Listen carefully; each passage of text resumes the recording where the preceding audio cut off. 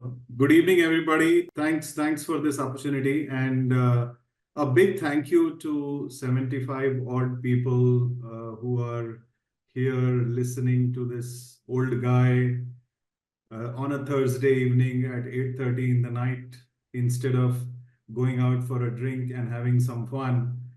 Thanks for giving me that time, and I hope and I will definitely try to make it worthwhile for your time. And this is going to be straight from the heart.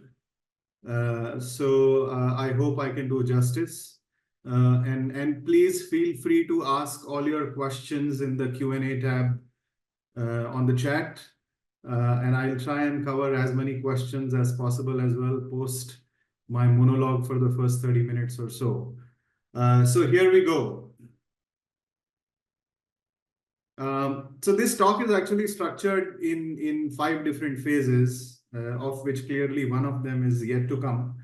But the other 4 phases are the first innocent years, the first 20 years. You will see why I say it innocent.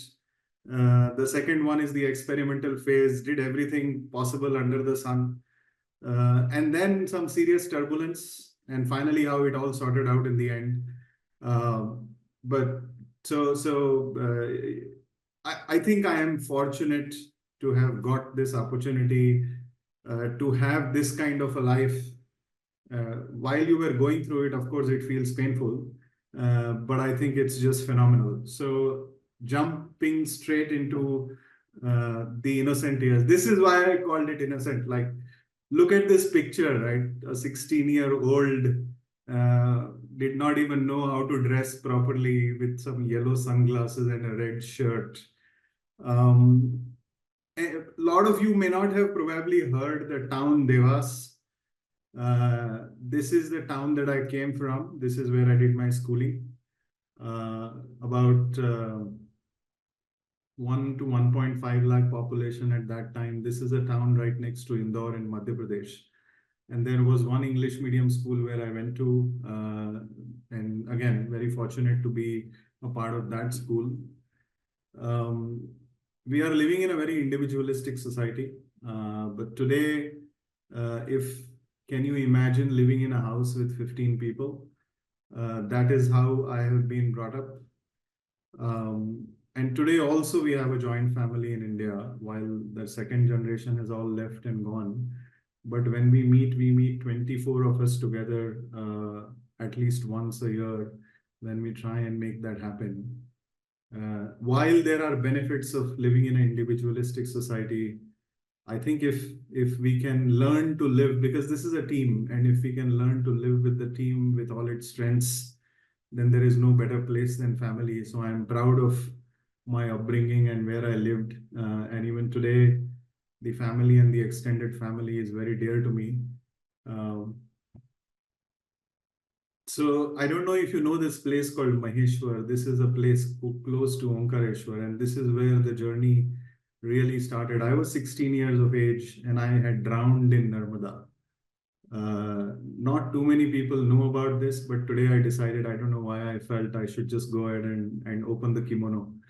So I was gone, basically. And then I was saved.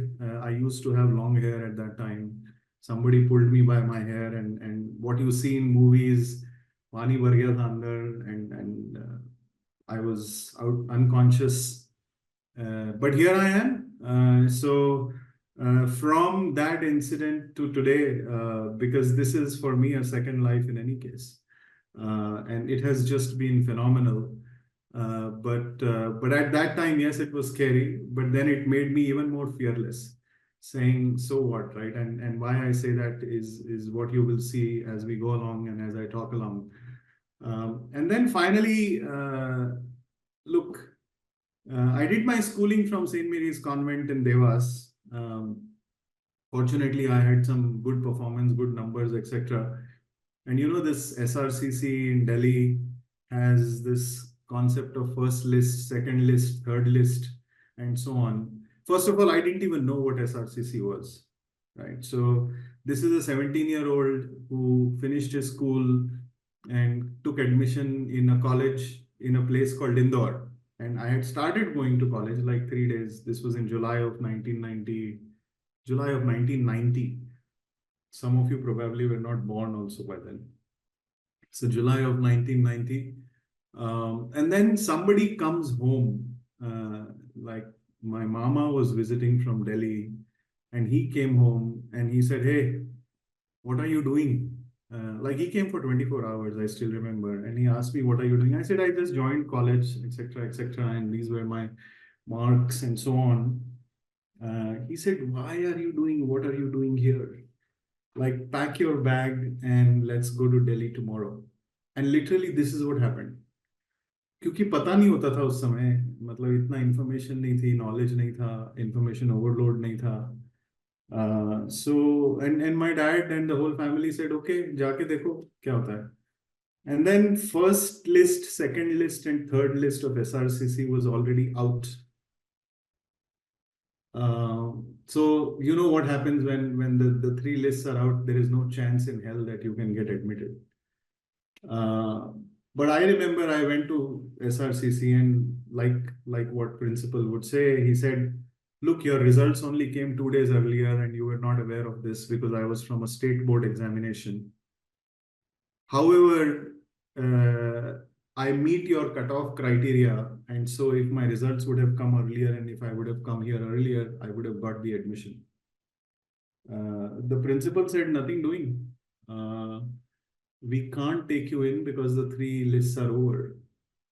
I still remember from 2nd of July to 16th of July, from 8 a.m. in the morning till 1 p.m. in the afternoon. My only job was to take bus number 164 from Saraswati Vihar to the DU campus, go to SRCC principal's office, and just sit there. And just sit. Every day he would say no, and every day I would just sit there. College started on July 16th. July 17th, the principal called me in and said, "Hey, what do you want?" I said, "I want admission in SRCC, that's all. I'm not doing anything to you. I would have got, if my result would have come earlier, my cutoff meets the criteria. So just give me admission." That's how I got admission in SRCC. And that was my first lesson. And obviously my mama kind of helped me a lot because I was not so knowledgeable. But he said, "Be persistent, be persistent. Whatever you do in life, be persistent. So just keep at it, right? Keep at it." And it worked. Maybe it's called hustling in a slightly different language.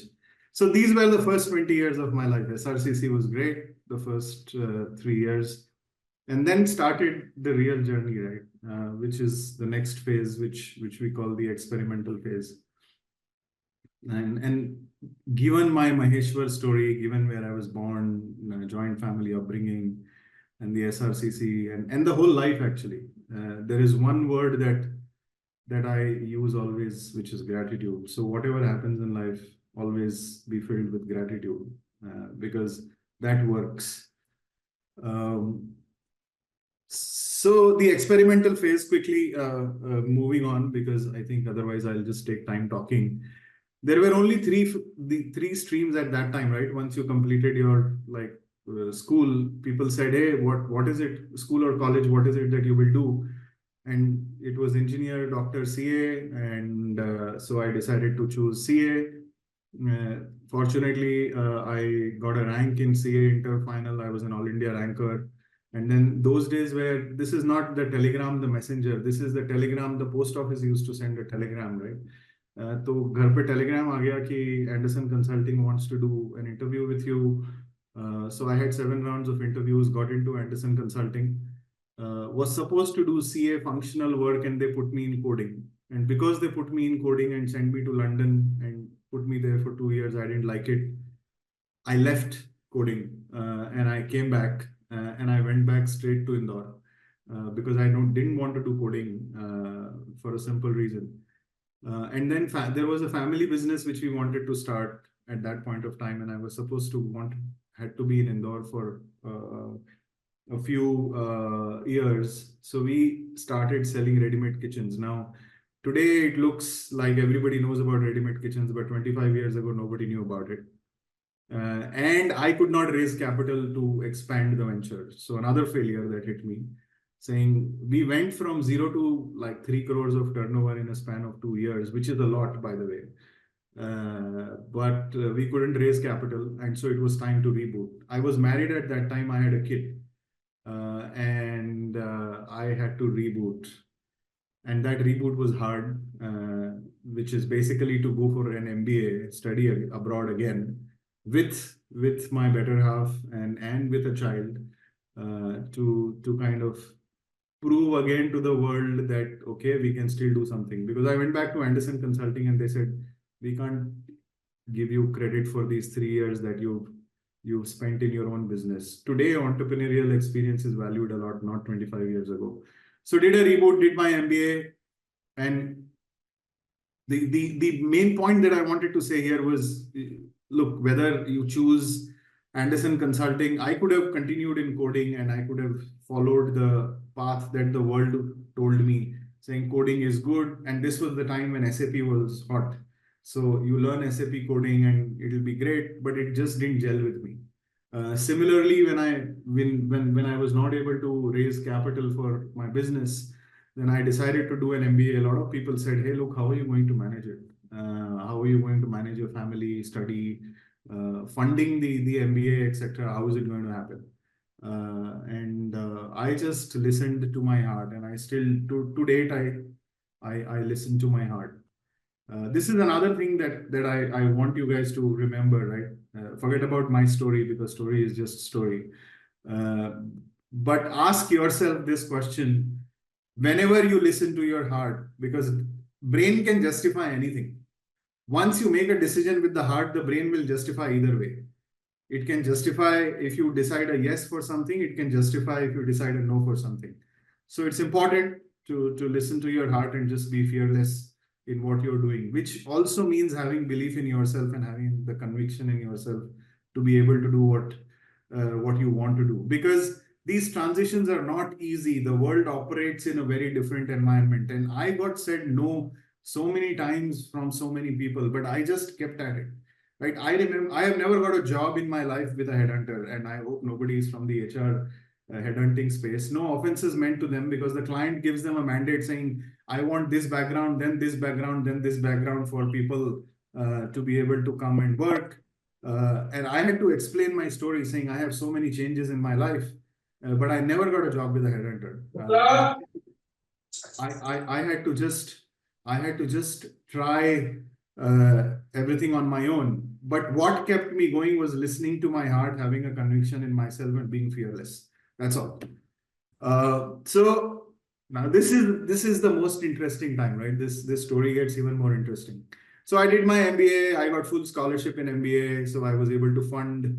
I used to do 4 jobs. I was a bartender and a bunch of other things that I did to feed my family.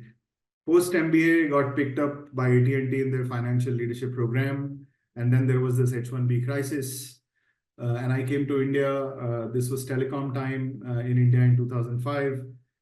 Fortunately, telecom was booming at that time, and I got a chance meeting with Sunil Bharti Mittal, and he said, "Why don't you come back to India?"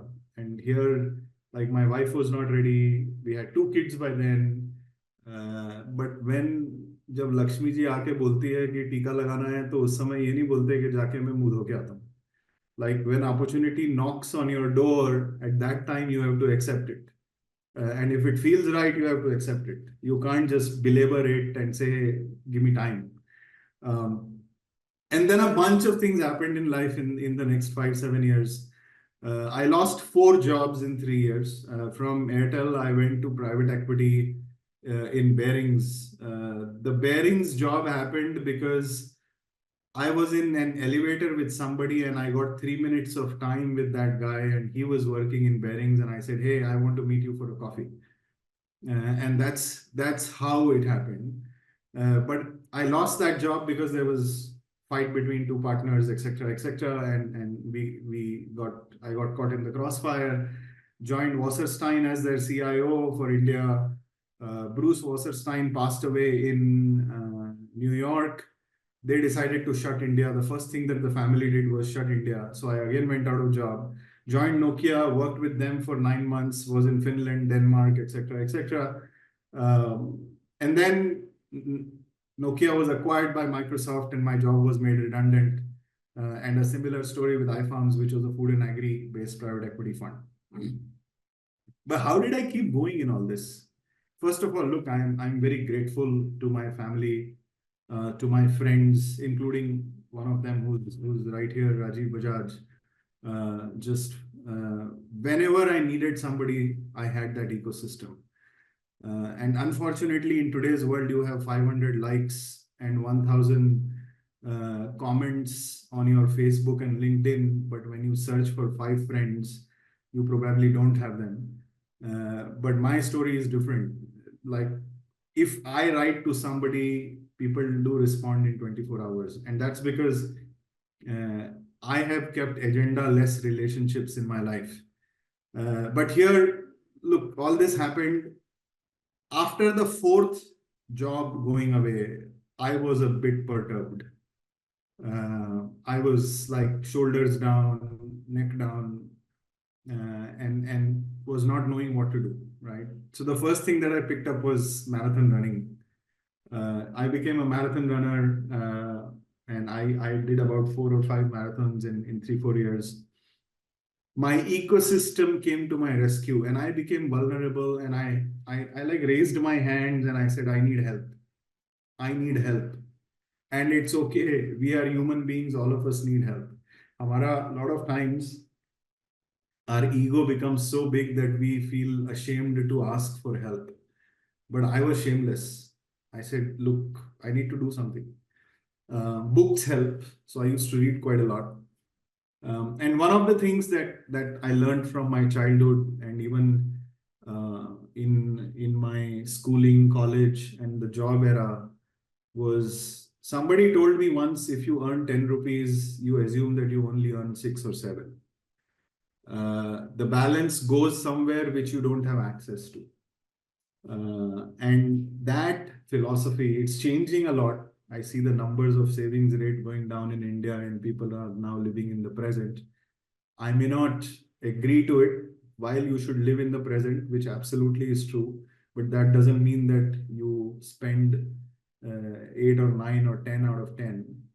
So because I had savings cushion, I never had to ask for any help from anybody, in spite of being out of job for almost 18 to 24 months in this whole drama. Because every time I lost a job, I was without a job for 3 months, 6 months here and there, etc., etc.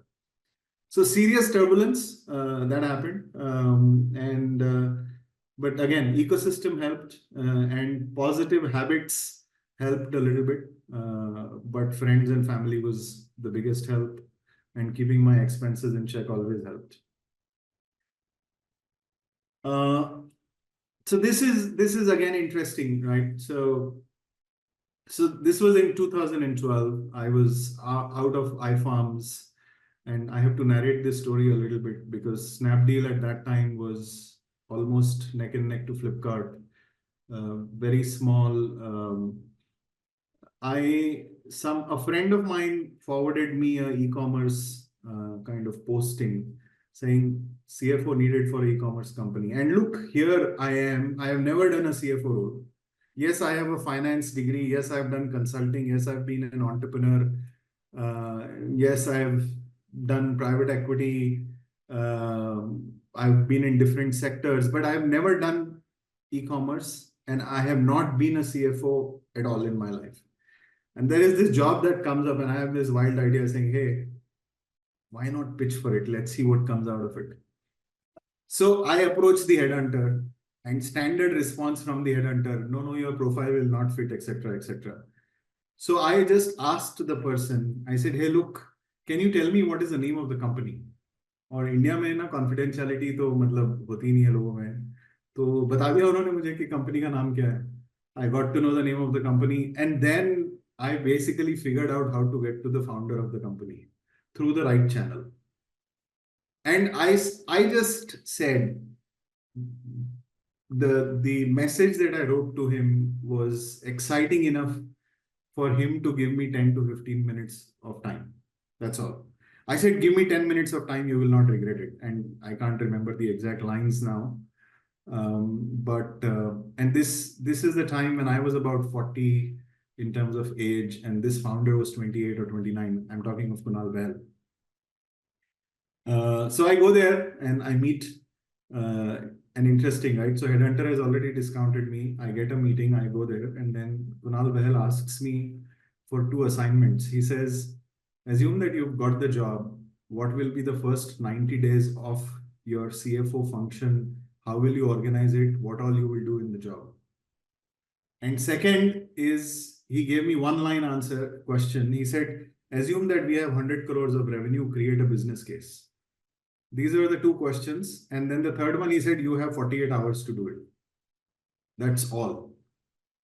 That was such a big learning for me, because since then I have also used that approach, because 50% of the people just drop out. They only want to give interview.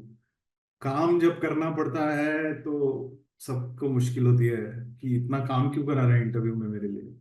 और उसके ऊपर से अगर if there is a deadline that is put, then even more harder, right? So but I did it, and Rajiv was one of the friends who was sitting at home. But I called my four friends and I said, hey, look, one guy understands retail, one guy understands e-commerce, two people who've been CFO, come home. And 48 hours without sleeping, everything will be taken care of. Let's put this together and then let's put our best foot forward. That's how I got the job. Again, you are unique. Each one of you, whoever is listening to me, is unique. Everyone else is taken. You know, I met recently Neville Norona, who's the CEO of DMart. He's the richest professional CEO of DMart, because I'm trying to decide what is my next phase of life. And he used a phrase, do not play to the gallery, which I have put here. I loved that phrase because that's how I have led my life so far. So you have to have the conviction of what you want to do. And you have to have the conviction to go a little sideways, a little 2 steps down, and then 5 steps up.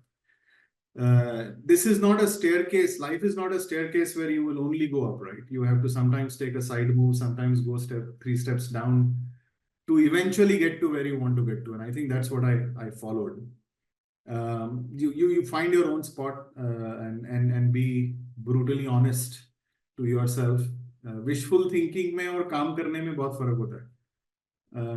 And hand on your heart, when you keep your hand on your heart and you ask questions to yourself, you probably will get the right answer. आप दुनिया को बेवकूफ बना सकते हो.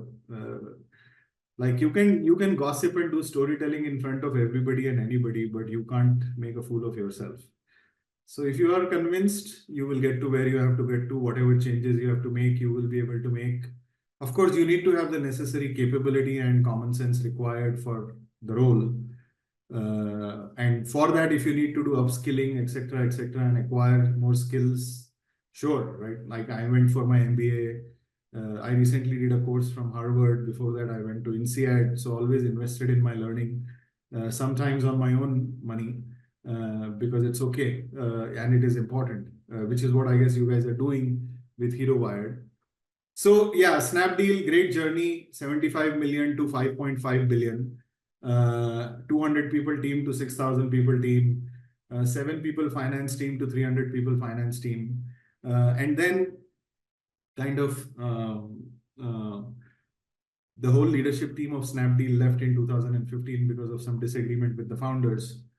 Now, a lot of people actually don't take this in positive way, but I always say that this was the best thing that happened to me. And before I go there was one more thing that happened in between. I had a massive accident. My left ankle was broken. I had like 15 screws, wires, plates, etc. in my feet. And after 7 days of the accident, I was working when I was at Snapdeal, because 5,000 people's paychecks were depending on fundraise that I was supposed to do with Kunal. So that was the commitment that we had, and we lived by it. The company survived and did very well till the time we were there. But then once the separation happened, that was the best thing to have happened. No bitterness at all. Actually, very thankful, very, very thankful for what happened, because then PayU happened. And PayU was a home run for me. It was just phenomenal. When I joined the company, I didn't know who my boss is going to be. Look, imagine the big punt that I'm taking here again, right? A married guy with two kids wanting to move to Amsterdam doesn't know who his boss is going to be in the business. And I said, life is all about taking risks, calculated risks. Financially, I was okay. I wasn't that bad to say the least, because needs बहुत कम रखी, expenses हमेशा कम रखे, तो वो problem नहीं था. But journey of PayU was fantastic, right? And then I've been a board chair for VMart Retail, which maybe I'll take few minutes more and then we can open it up for questions. So PayU story, this was the smallest business and of NASCOR's group. Multiple countries, multiple platforms, a lot of legacy issues. Scale was a problem. Collaboration was an issue. 6 different CEOs running different businesses. Like, no numbers were available at consolidated level. Technology was not in the right direction. Different platforms for different, like Facebook, if they wanted to integrate in Turkey, was a different platform. Brazil was a different platform. India was a different platform. So it was a nightmare. So what a learning, right? Because I had to fix finance, but I was a partner to the CEO. Information security reported to me. I played a key role in hiring of chief product officers, chief technology officers, data science people, etc., etc.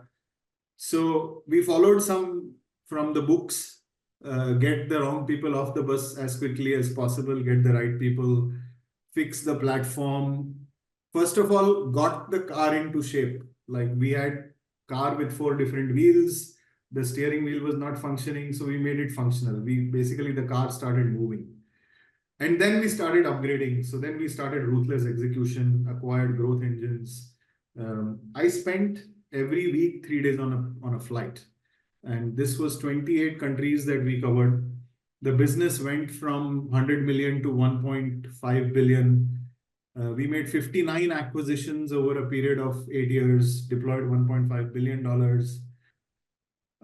Why did we succeed? What was one thing that led to success?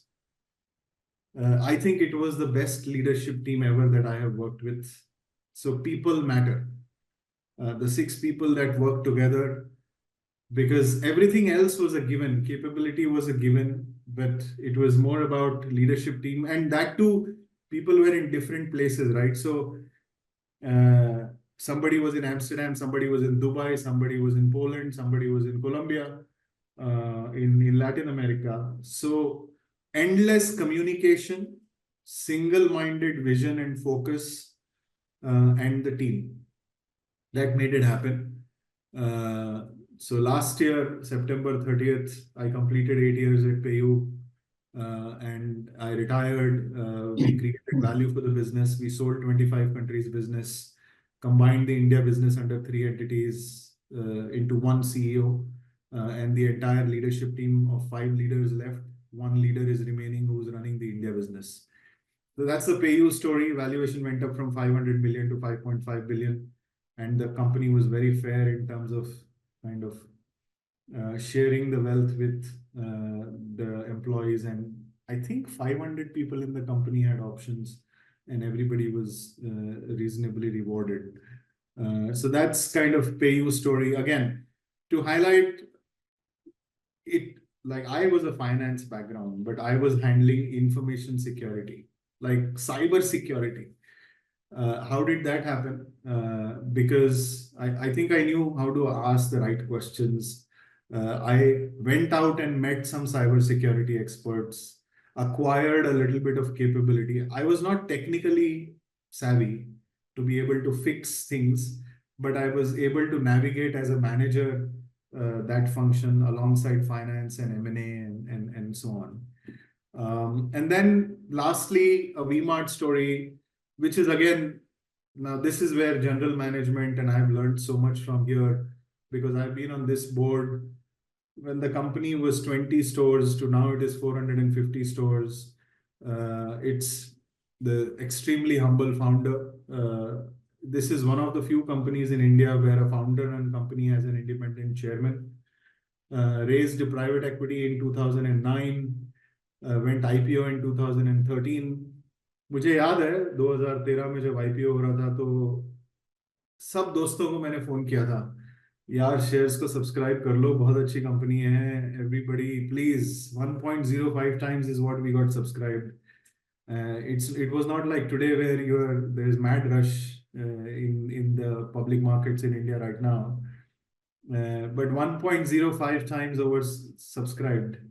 Whoever put 2 lakhs in this business at that time, 2 lakh was the application amount, right? And everybody got 100%. There was no, everybody got whatever they applied for.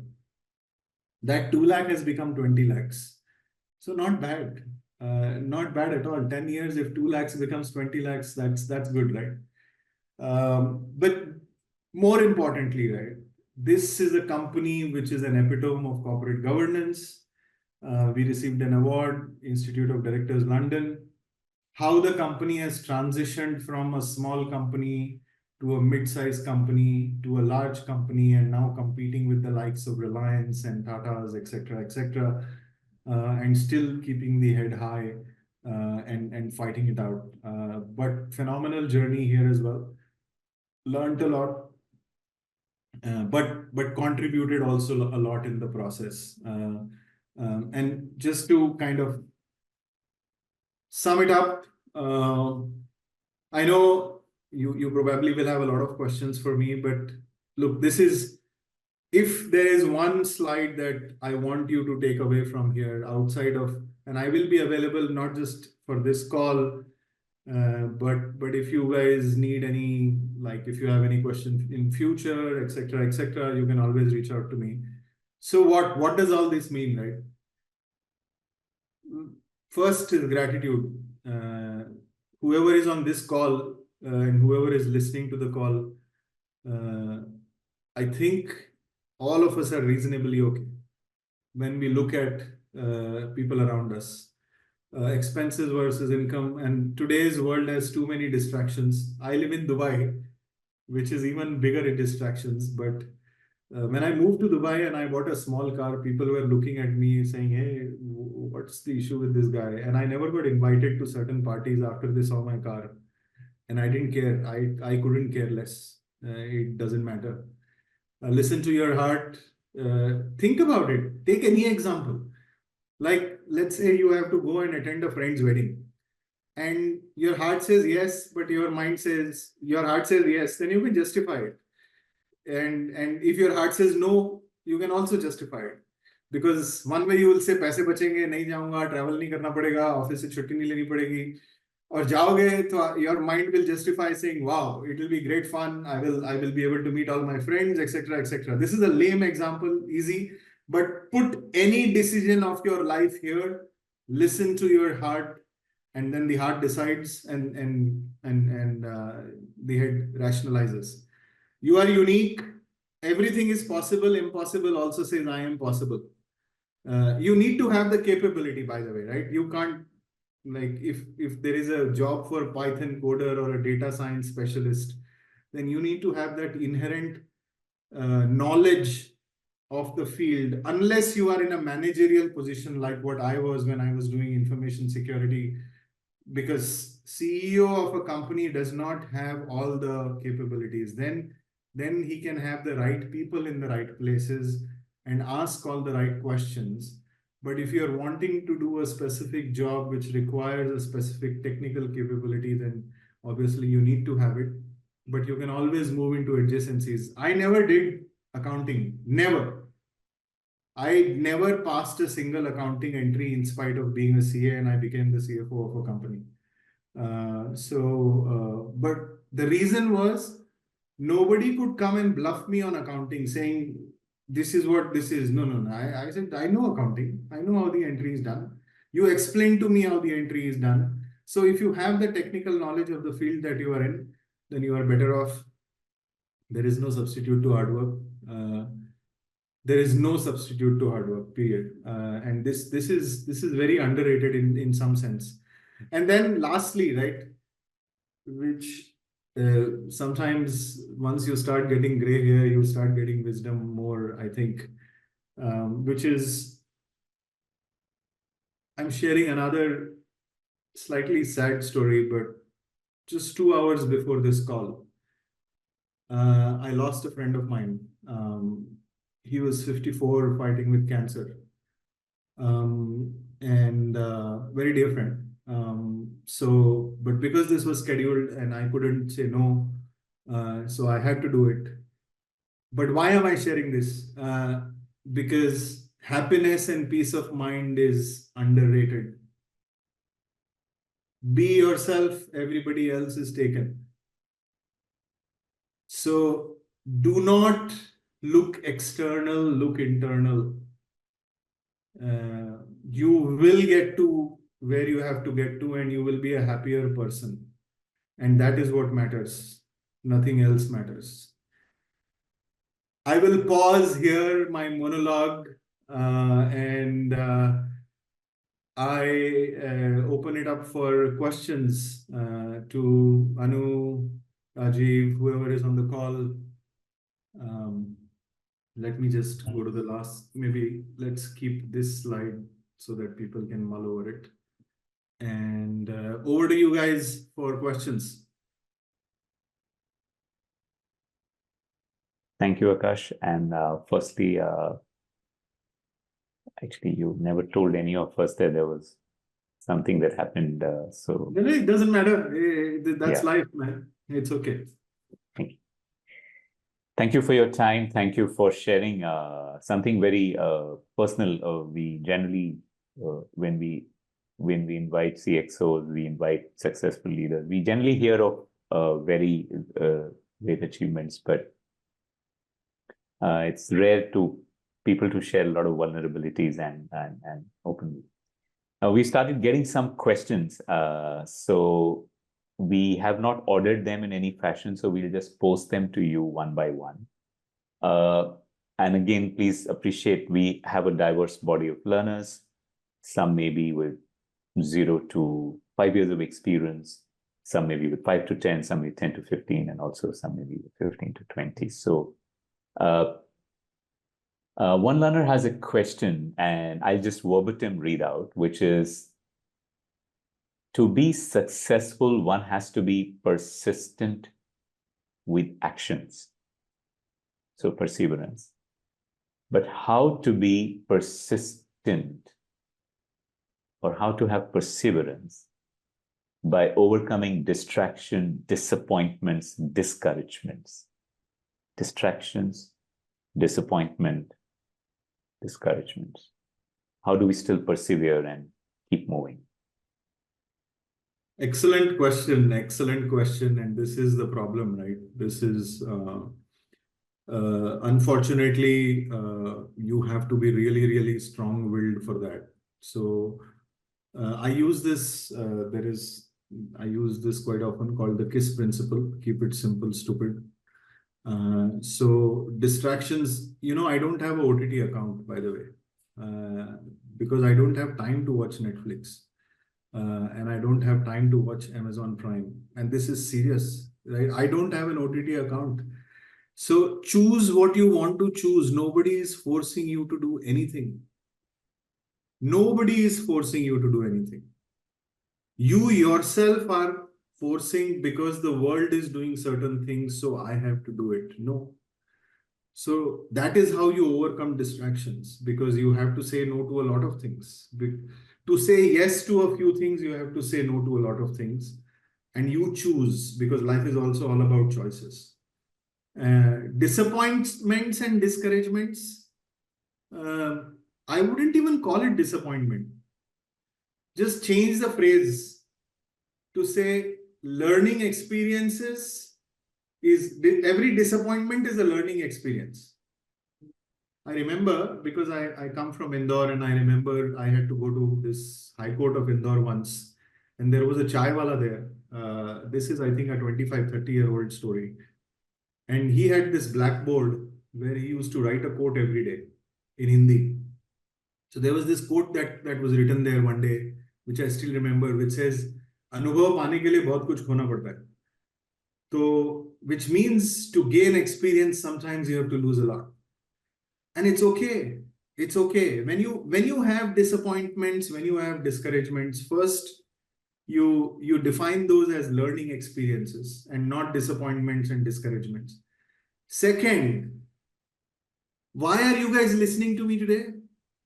Because I have so many freaking stories, right? If I wouldn't have any story, if my staircase was straight up, not interesting. So you create your stories. Just treat those as your stories and keep at it. The woodpecker keep like putting in the wood till the time slowly करता रहेगा. तो वैसे करिए बिल्कुल. And disappointment is a learning experience. Okay, so there was a question from one of our learner who mentioned that had you not got 48 hours to answer 2 questions for the role of CFO, what would you do and how you would handle it? Had you not got 48 hours to So I answer think, 2 questions yeah. for the role of CFO? So I think, Aakash, the framing of the question is, suppose you had to answer it on the spot. You were given 48 hours to come up with a business case or a plan. So suppose Yeah, you sure. were, So look, answering it on the spot is actually easier because you can bluff your way through. If you are a smart talker, like that much preparation I had already done, where you say, okay, finance has these functions, these layers, etc., etc. And on business case, McKinsey and consulting organizations typically ask this question of how many ping pong balls can you fit in an airplane? Right? How do you answer that question? You basically apply some sort of logic and say, okay, if your revenue is 100 crores, you assume a growth of so much, you do this, you do that. So you can bluff your way through by putting some sort of a structure. It's easier, but when you have to prepare a presentation, you actually have to work. So I had like a business plan, a model, financial model built in 48 hours and a PowerPoint presentation with some 25 slides to say, this is what my finance organization will look like. This is what day 0 will look like. This is what 7th day will look like. This is what day 30 will look like. This is what day 60 will look like. That requires some deep amount of thinking. Very interesting question, Aakash, and there's a lot of thank you and gratitude messages coming, so we are not reading that to you. There's a question about a learner talking about the difference between, in your experience, since you've been in India and abroad, so your difference between, like, of course, the learner is saying there is a major difference in education between India and abroad, first. He's saying, or he or she is saying that outside the education is more about teaching how to think and apply, whereas in India it's a little bit more about information and marketing. So did you feel this difference, and your recommendation on sources of learning? Look, it's not just outside of India, it's even within India, and I'll summarize it in one sentence. Chartered accountancy gave me knowledge. MBA taught me how to talk. Right. Period. Right. Like MBA, sorry, there might be a lot of MBAs on the call. I learned a lot in the MBA process. Case studies were good, great, etc. But deep knowledge of the subject was obtained while doing CA. And then MBA was more to, and I'll tell you one more example. So when I did my MBA in the business school, again, this is all, the buck stops at me. The buck stops at me. So whoever you are you doing your fullest? So in the business school, I figured I had some gaps in terms of my leadership coaching and training and all that. So this business school had a leadership center and there were free courses and like how to communicate in a class with 400 people, how to do this, how to give a 60-second elevator pitch, etc., etc. I was one of the few guys who took the initiative and said, I'm going to go and try and catch hold of some teachers there and learn from them. So depends actually what you pick from where. There is some difference. And internationally, yes, application is more important. But that being said, look, IITs, the smartest kids of the world today are in IITs. For some reason, they don't get rated as the top institutions in the world. But for sure, India has some very good education as well. And HeroWired is one of them, right? For example, whoever is here, I'm sure they are trying to learn from HeroWired. And there is a lot of application-based learning here in HeroWired also that is happening. Two interesting questions coming in different ways from different, like the words are different, but the essence of the question is, there's a lot of questions coming about transitioning from one field to another. So somebody's asking, is it possible? Somebody's saying after 7 years. So how do you make successful transitions? Just kind of, so I would say the question is about how do you make successful transitions? So it's coming from a couple of learners. Yeah, so look, I am a firm believer that nothing is impossible, first of all. I will start from that. Transition is possible, provided you have your ground covered. And what do I mean by that? Right? Now, let's say there is a sales guy whose background is humanities and I don't know, and is into sales background and wants to go into product. It won't happen, na? Because you need to have certain capabilities to prove that you have the product knowledge.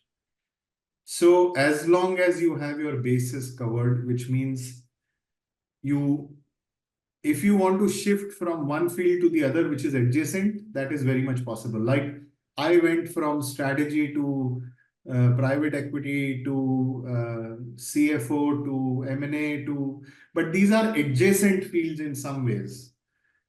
Finance hardcore is not really adjacent, but I had the capability because I had done an accounting degree also. And I had done a company secretary, so I had a company law degree as well. So as long as you have your bases covered, transition is possible. And you have to keep at it and you have to know that the world will say no. And you have to convince people why you are the right guy. And so you have to get in front of the decision maker. That's the other part. If after 10 headhunters told me nahi hoega, so if I would have said अरे नहीं होएगा तो नहीं होएगा अभी क्या करूं मैं हाथ पे हाथ रख के बैठ जाऊं तो नहीं I said I have the capability, I have the skill, I can do it. Somebody has to take a punt on me, and sometimes you probably have to take 2 steps back, which is okay. There was a guy who was a leader in Airtel. He gave me one quote one day, 2006-07. He said to go up in life, you have to do a lot of song and dance. Sometimes you go sideways, sometimes you take 2 steps down to go 3 steps up.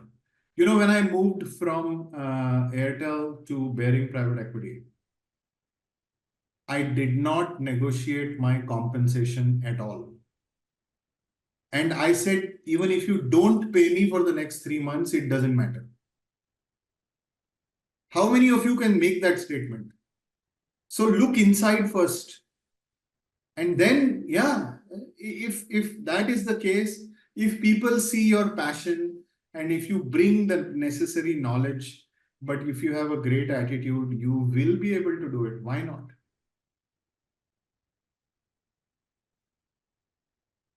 Once again, thank you, sir. Aakash, time is also running, but everybody's here in the room, and so there are 3 interesting questions coming up in the Q&A box.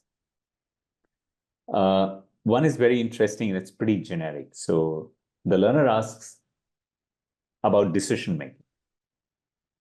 And the way the question is worded is, if I have to make a decision about my life and I have two choices, and I'm not able to figure out what to do in this situation, I don't know, what would you like to say? Yeah, so I have an answer to that, and I'm actually going through that myself right now. Oh my God. Again. But I think this is Akshay asking that question, right? Right. Akshay, thanks for this question. Appreciate it. And whoever earlier asked, sorry, I just opened the chat box, so Yeah. I'm seeing the names now. Mind is a very bad place to keep things. You need to mind map, which means whatever is going on in your mind, you need to put down on a piece of paper. There are two different frameworks of decision making that I use. One framework is what is my need to have and what is my nice to have. What is my need to have and what is my nice to have. I define that. So let's say my need to have is I want more money. And my need to have is I want a job in a large company. And my need to have is I want to go into product. I'm just taking three random examples. Then your nice to haves should not be influencing your need to haves. So for both the decisions, first you put that need to have and nice to have. Need to have is 1, 2, and 3, and nice to have can be whatever long list of nice to haves. And then you put the two decisions there. Whichever one satisfies your need to have more. The nice to have is a noise. I'll give you an example of a noise. Oh, this company is going to fly me business class everywhere I go. And this company is going to fly me economy or Indigo or whatever, and I will have to stay in a 3-star hotel versus this company will fly me and make me stay in a 5-star hotel. Yeah, but who cares? If that is not in your need to have, it doesn't matter. I'm just giving examples, but that framework works. The other framework that some people use is called vital, essential, desirable, which means what is vital for me. So there are certain things which are non-compromisable. वो तो चाहिए ही चाहिए. That is vital. Then there is things which are essential. And then the last one is desirable. अच्छा ये मिला तो अच्छा, नहीं मिला तो कोई बात नहीं, फर्क ही नहीं पड़ता. For some people, money matters, and for some people will say, अच्छा 5 lakh रुपए कोई ज्यादा दे रहा है, नहीं फर्क पड़ता यार. I am getting the job that I want. I don't care about the 5 lakhs. But for somebody, 5 lakhs matters. Saying यार अभी मुझे पैसे चाहिए, छोड़ना, बाकी की बाद में देखेंगे. So put it on a piece of paper. Say the vital, essential, desirable, or the need to have and the nice to have, and then put both your options against those parameters. You will get a response. And then sleep over it. And then go to your heart and ask the question, does it feel right?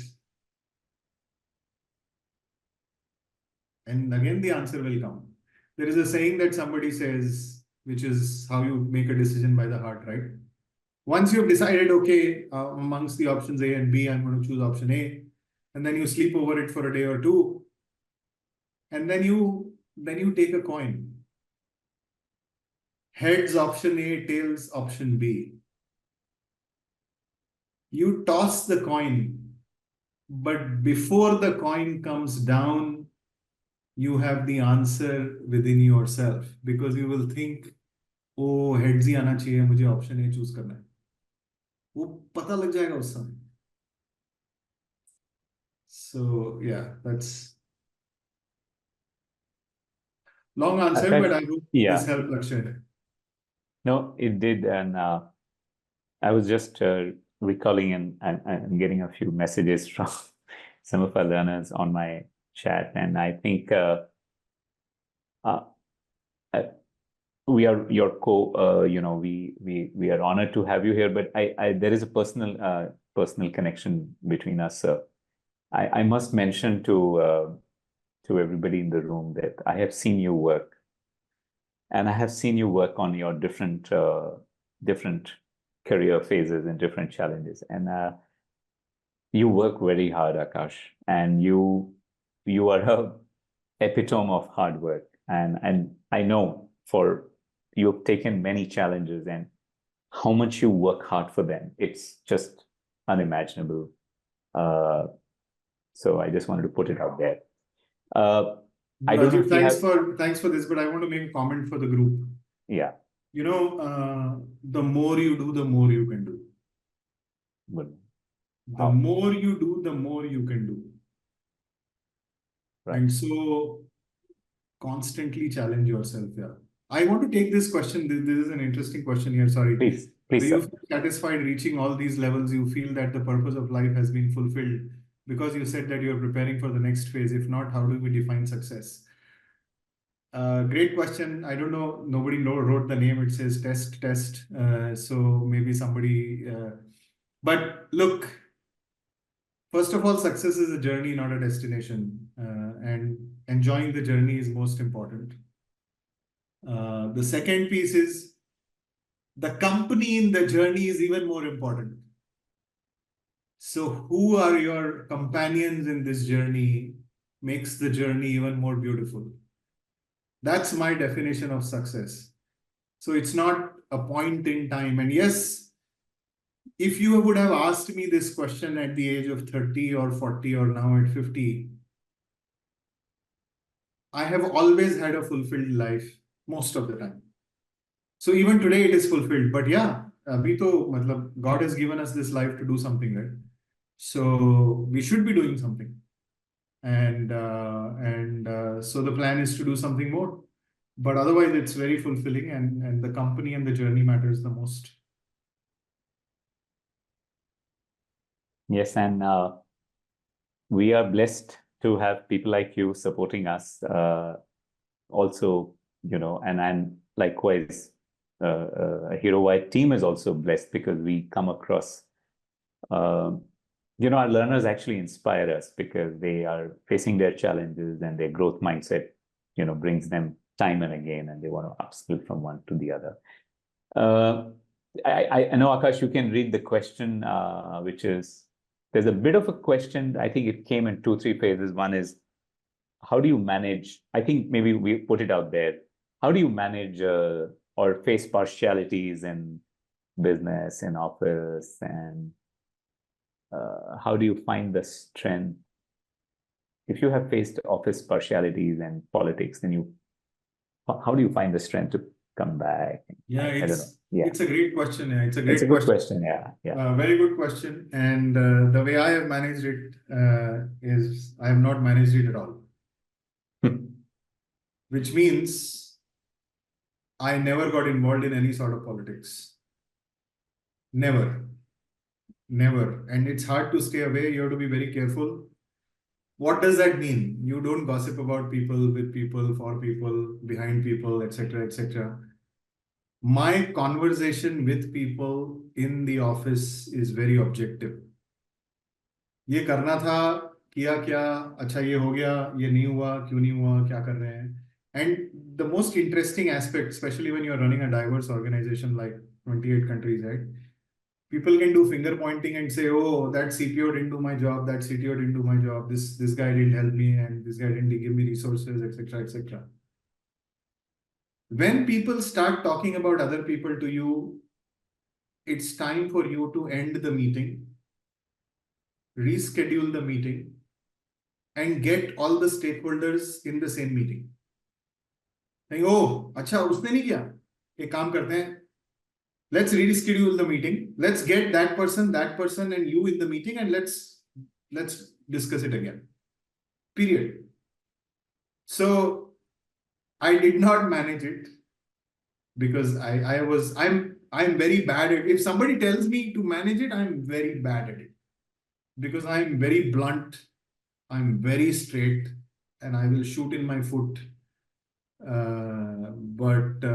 But I think my only way of managing was doing good work and being objective. That's all. So that is really inspiring Aakash, but you sort of kind of spoke from a position of, let's say, functional leader or something like that. I'm also being reminded that we are running out of time. So let's take, if it's okay with you, we'll take 5 more minutes and kind of allow you to give them a cap. I think, let me also reframe the question from, let's say, if I'm working, I'm a junior person or a mid-level person, and, that's the worst of us, sir. So how do I handle if I face a very tough atmosphere? Some people call it toxic atmosphere, very demanding roles, very demanding managers. I mean, what would you like to say to us who are in that situation? Yeah, okay. So I think this is a very loaded question now. Sorry. No, this is fine. I'll try and answer to the best of my ability. Mm. If the environment is toxic, and if you cannot do anything about it, then you move on, period. That's the first thing. I've done that in my life when I left one company. But if the environment is political is different from being toxic, etc. Right. Then I would still say that you focus on your work and you keep the conversation objective. Also, to some extent, you keep people in the loop. Like if you are dealing with, let's say, your manager and there are other people and your peers, etc., then some sort of, I wouldn't say in an email, like a big email trail, but still you keep people in the loop and keep people informed, which can be in the form of documentation, which can be in the form of email, etc., saying this is done, this is not done. But the first thing would still be being objective and doing your work to the best, because समय सबका बदलता है. Nothing is permanent. So if the environment is not toxic, it's only political, at some point, 3 months, 6 months, 9 months, your work will get recognized somewhere. Somebody will come and see it. And that will take care of things for the future. Aakash, we are almost kind of running out of time. So how about, there are more questions, you can see it. There are lots of questions there. We can't take all of them. We'll figure out a way to save these questions and reach out to some of the learners differently. Could you close it for all of us? We are we are all aspirational. We are willing to work hard, but yet we're also facing a very competitive world, tough, challenging business world, competitive. It's hard to, let me put the elephant out there. It is hard to transition, okay? Because there's just somebody who applies and, has better qualifications than you. It's hard to do well in your startup business because there's just somebody out there with more capital or more. There's somebody who's faster than writing that code. There's somebody who's got a better algorithm idea. That's what we face. Could you close it for us? Yeah. So again, you have to find your own space. Yeah. And if there is a reason why this slide that you see here, if you still see the slide, the last slide on the deck, so what?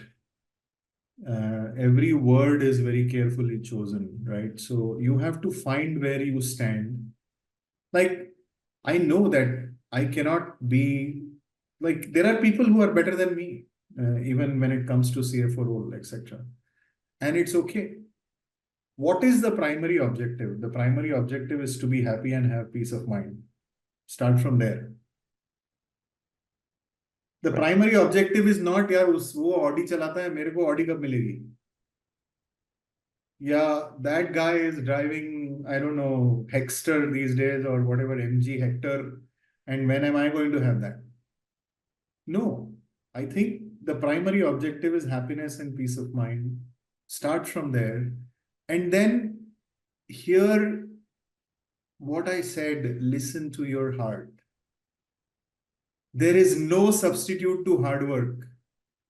You know, in spite of working so hard, I can come up with saying, whenever I ask this question to myself, is there something that you could have done more? And there is always something that I could have done. I'll give you an example, and this is a conversation that I was having with my kids recently. When I was out of job and I was out of those 4 jobs, anybody can take a guess how many people I connected with in those 4 years to get jobs? How many people did I connect with? 10, 50, 100, 200, 500? It was more than 1,000 meetings.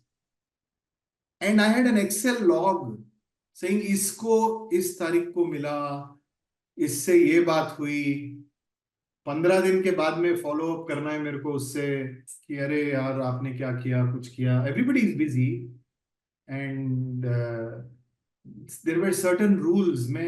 I would sit in my taxi and I would send a thank you note to somebody whom I have just met, saying time दिया आपने मेरे को ये किया. Like very basic, but basic things are not done. So there is no substitute to hard work. I had a conversation with this 20-year-old kid 2 days ago, a friend's son. He is interested in video editing as a business, and he's done a degree in e-commerce. He's an MBA in e-commerce, right?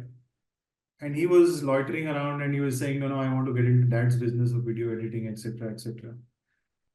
And I had a chat with him and I said, buddy, you have a unique skill set. You have an MBA, you understand e-commerce and you understand video editing. And then I rattled in front of him 25 companies saying Swiggy hai, Meesho hai, Ola hai, ye hai. सबको video editing की जरूरत है. Even OTT platforms need video editing and they are all into e-commerce and commerce of some sort. So have you looked at any of these companies? Have you made a list of this? Have you gone through their website? Have you seen the job openings, etc., etc.? Why I am sharing these stories is there is no substitute to hard work. And you have to give up a lot of things to do this. Boss फिर ना हफ्ते में 3 दिन party नहीं होगा या 2 दिन party नहीं होगा. While others will party, you will have to sit and work on your Excel to say, hey, look, I need to go and meet somebody. And if I want to have a drink, I have to go out with somebody who either is willing to pay for my drink and it has to be a work-related meeting. तो वैसे करेंगे तो होगा ना. You can't approach with a sense of entitlement and you can never approach saying I have done enough because you can never do enough.